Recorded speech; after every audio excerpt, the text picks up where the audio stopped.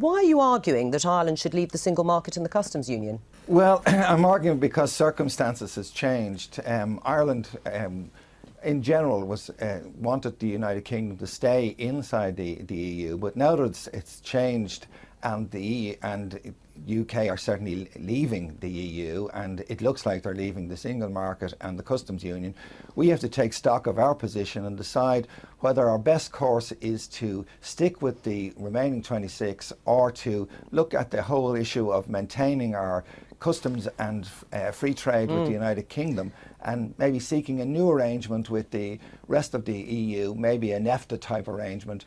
But you know, what is the best course of action for us? Right, but why would Ireland prioritise the UK with a population of 65 million people over 26 other member states with almost 500 million people?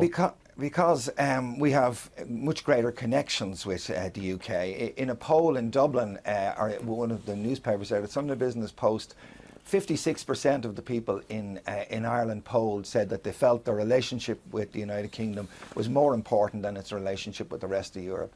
Ireland and Britain have so many connections together that it is by far and away our most important bilateral relationship. So we've got to look at, if we break that relationship as part of the EU, what do we get on the other side? The EU is moving in a direction which we don't particularly like. Right. OK, but actually other polls, or recent polling, suggest that 88% of Irish people think Ireland should remain in the European Union. So are you just a lone voice? Does anyone actually back your idea? Well, as I say, I think we've got about a quarter of the population in other polls have said that if it came to a choice and it was a hard Brexit, they would prefer to see us go with an arrangement that didn't break up our relationship with the United Kingdom. But why should it break up, even if the UK is coming out of the customs union, the single market? Why should it break a relationship with Ireland? In fact, ministers have been very keen to stress that relations should remain close with Ireland. Relations should remain close, but if you look at Bernier and his guidelines on the EU side, their priority in regard to Ireland is that whatever happens on Ireland, the outcome must maintain the integrity of the union's legal order. Therefore, what they're really saying is they're going to be customs posts between north and south, and that Ireland is going to be in the same category as 26 other countries. Now, we have completely different interests with the United Kingdom than, say, Malta or Croatia. We shared a common jurisdiction for hundreds of years.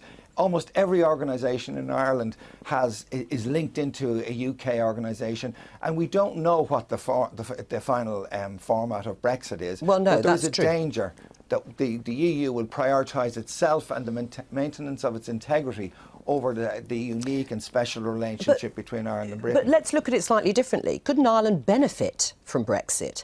I mean, it's in the Eurozone, which seems to be, has found new confidence, if you like, following the election of Emmanuel Macron. There could be a tightening, if you like, of the relationships between those countries in the Eurozone. Ireland's done rather well in terms of having one of the lowest corporation rates in the EU, while still managing to supposedly adhere to the EU's rules and regulations. So what's not to like for Ireland?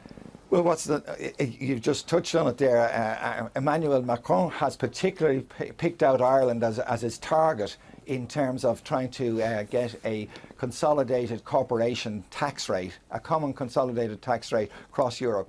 There's huge pressures coming on Ireland now to raise its tax rates, and our biggest ally in doing that, along with the Netherlands, has been the United Kingdom. Are going to find it very, very difficult to maintain that type of relationship that we had in the past without the United Kingdom.